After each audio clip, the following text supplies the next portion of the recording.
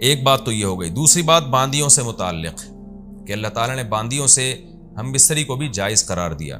یہاں بھی اسلام پہ بہت اعتراض کیا جاتا ہے کہ اسلام میں باندیاں ہیں باندیاں. دیکھیں اسلام جب آیا دنیا میں تو باندیوں کا رواج تو پہلے سے ہی تھا.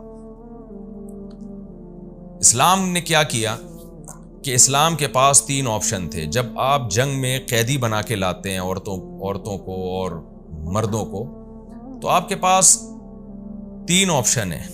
ایک آپشن تو یہ کہ آپ نے جن کو زور اور طاقت سے گرفتار کیا ہے آپ ان سب کو قتل کر دو. ایک آپشن یہ.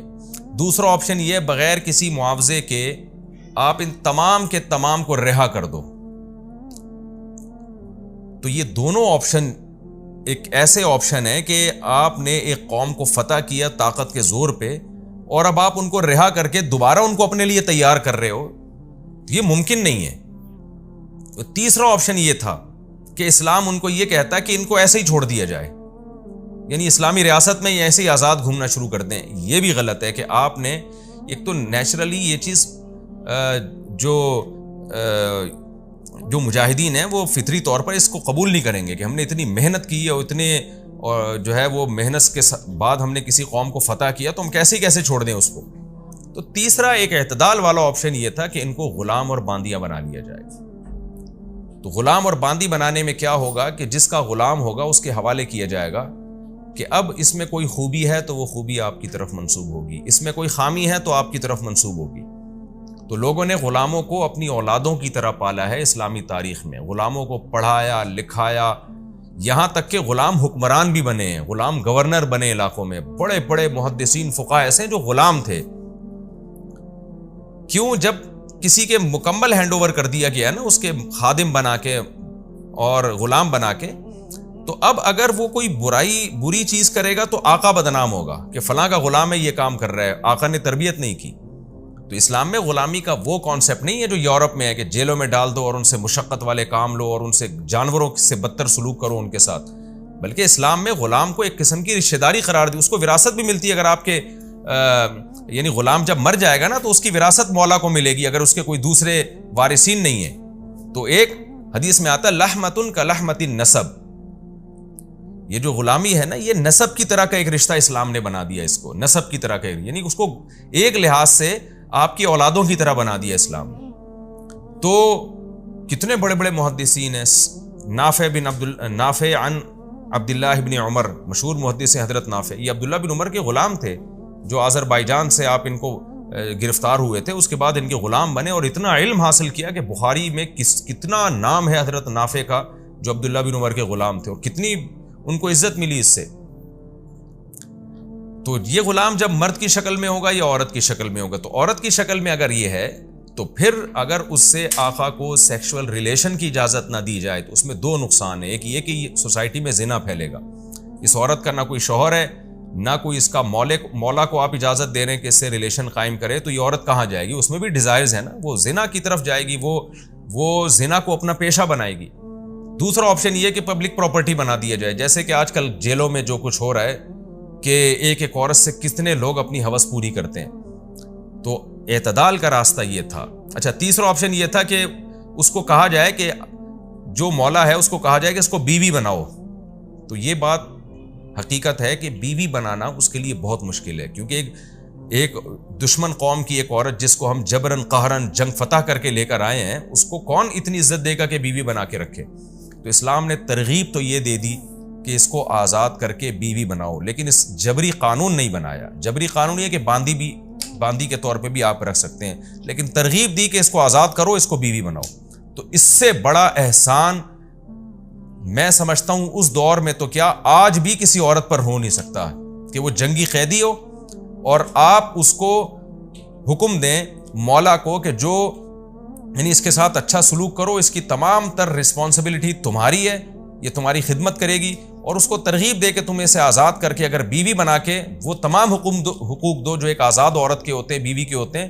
اس کو اسلام نے اتنا اپریشیٹ کیا کہ اسلامی تاریخ میں ہزاروں ایسے واقعات ہیں, صحابہ میں, تابعین میں, تبع تابعین میں, کہ باندیوں کو آزاد کرتے تھے اور ان کو بیوی بنا کے ان سے شادی کرتے تھے.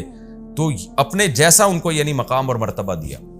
میں اس پر پہلے بھی بہت ڈیٹیل میں بات کر چکا ہوں کہ اسلام میں جو باندی اور غلاموں کا تصور ہے وہ نہیں ہے جو آج دنیا میں چل رہا ہے. وہ بہت ہی مبارک اور بہت ہی پیارا تصور ہے. تو غلام کے لفظ سے لوگ دھوکہ دینے کی کوشش کرتے ہیں. تو اس سے بہتر اسلام کے پاس کوئی آپشن نہیں تھا جو اسلام نے اس وقت اختیار کیا. اور پھر ایک اور اہم بات یہ ہے کہ جن کو غلام بنایا بھی گیا تو ان کی آزادی کے لیے بھی اسلام نے بہت ساری تدبیریں رکھی ہیں کہ قسم کھا کے اگر آپ نے توڑ دی تو آپ کو غلام آزاد کرنا پڑے گا. غلطی سے آپ سے کوئی بندہ قتل ہو گیا تو آپ کو غلام آزاد کرنا پڑے گا. آپ نے اگر بیوی سے زہار کر لیا, کوئی جو زہار کی ڈیٹیل انشاءاللہ اس کے حکام میں آئے گی, تو آپ بیوی جب تک حلال نہیں ہوگی جب تک آپ غلام آزاد نہیں کریں گے. تو اتنے مواقع پر اسلام نے غلام آزاد کرنے کا حکم دیا اور یہ قانون بنا دیا جو ایک دفعہ آزاد ہوا قیامت تک اس کو دوبارہ کبھی غلام نہیں بنایا جا سکتا. تو اس طرح سے بھی اسلام نے غلامی کو الٹا ختم کیا ہے. تو بہت ساری چیزیں اول نظر میں سمجھ میں نہیں آتی, لیکن جب آپ ان کی ڈیپتھ میں جاؤ گے تو آپ کہو گے کہ واقعی اسلام ہی دین فطرت ہے. اور اسلام نے جو انسانوں کے لیے قوانین بنائے ہیں وہ کوئی عقل وہاں تک پہنچ ہی نہیں سکتی. باقی یہ کہا جاتا ہے کہ یہ صحرا تو امریکہ کو جاتا ہے اور مغربی طاقتوں کو جاتا ہے کہ انہوں نے دنیا سے غلامی کو ختم کیا.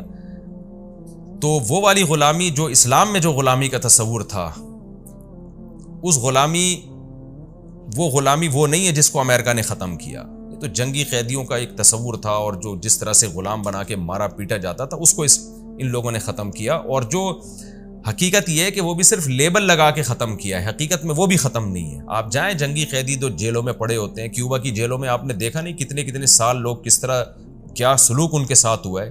تو وہ جو درندگی والی غلامی تھی وہ آج بھی ختم نہیں ہوئی ہے. اور ایک اہم ترین بات یہ بھی ہے کہ اسلام میں غلام اور باندیوں کا تصور تھا جس کی وجہ سے اسلام نے فقہائے کرام نے غلام اور باندیوں کے احکام لکھے. دنیا میں اگر کوئی دوبارہ بڑی جنگ ہوتی ہے اور دوبارہ سے غلام اور باندیوں کا سیٹ اپ آ جاتا ہے تو دنیا کے پاس کوئی قانون سازی نہیں ہے کہ غلاموں کو کیسے رکھنا ہے اور باندیوں کو کیسے رکھنا ہے. اسلام کے پاس ایک لا پہلے سے موجود ہے. عین ممکن ہے کہ فیوچر میں بڑی جنگیں ہوں اور دوبارہ سے غلام اور باندیوں والا سیٹ اپ آ جائے, لوگ ایک دوسرے کی مردوں کو اور عورتوں کو غلام بنانا شروع کر دیں. تو مسلمانوں کے پاس تو پورا ایک سیٹ اپ ہے کہ کیا سلوک کرنا ہے, کیسے ان کے ساتھ رہنا ہے, لیکن غیر مسلموں کے پاس اس بارے میں کوئی سیٹ اپ موجود نہیں ہے. اسلام قیامت تک کے لیے آیا, اس کے حکام بھی قیامت تک کے لیے. تو لیکن ایک بات خوب سمجھ لیں کہ اسلام میں جو غلام اور باندیاں بنانا جائز تھا اس میں ایک بہت اہم شرط یہ تھی.